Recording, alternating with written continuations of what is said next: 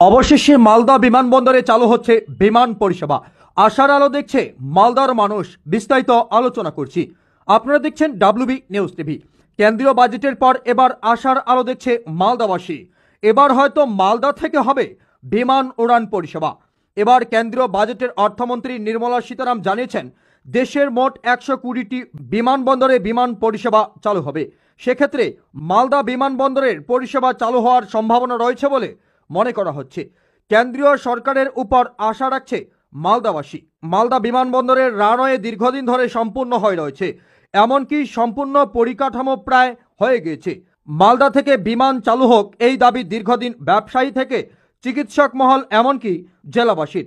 সম্প্রতি মালদার এক আইনজীবী বিমানবন্দরের পরিষেবা চালু করার বিষয়ে মহামান্য কলকাতা হাইকোর্টের কাছে জনস্বার্থ মামলাও করেছিলেন।